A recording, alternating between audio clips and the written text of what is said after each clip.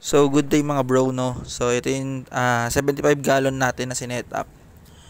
Yan, bagong dating lang siya kagabi. So ewan ko lang kung dream nyo rin yung magkaroon ng ganito na 75 gallon, pero ako kasi dream ko yan bilang fish keepers, no. Fish keeper. May S. Ayan, so alika, hulihin na natin dito yung PKBM para ma-acclimate na natin sila. Let's go. Ako'y tahimik lang sa umpisa, kahit di mo ko pilitin.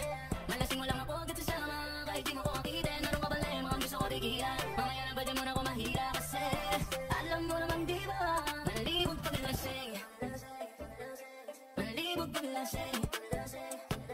So dito mga bro, no, nahuli na natin sila at ina-acclimate na natin sila sa 75 gallon. Ayan yung mga plants, nilagyan na rin natin, and refood. Then meron na rin silang aerator and filter, no, sponge filter. Then meron na rin silang mga bato, lava rock, para makatulong dun sa pag-grow ng good bacteria natin dyan, beneficial bacteria natin dyan sa 75 gallon.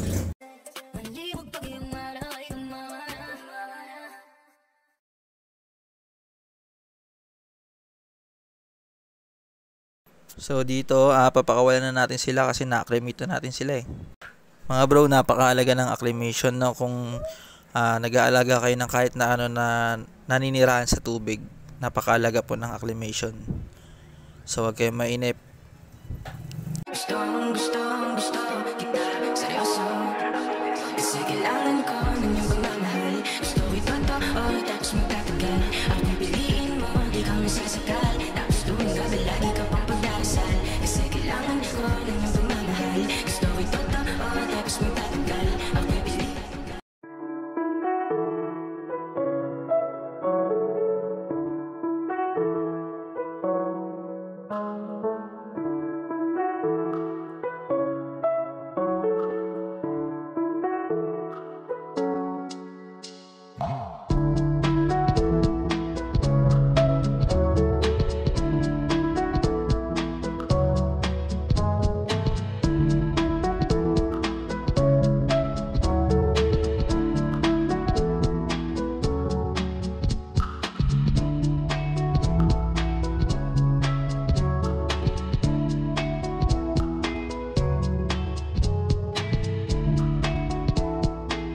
So dito mga bro, makikita nyo yung isa natin PKBM na may tama yung buntot.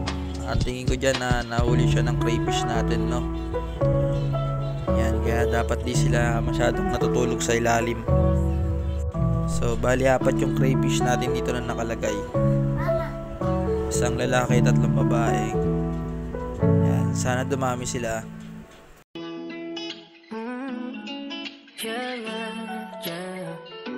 Gusto kitang makita sa lahat ng Pilipina, naubod ng maldita.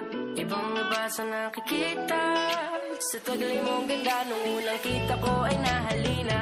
Nung umaga lang, pagkalambing-lambing ng iyong mga matang, hayop kong tumingin.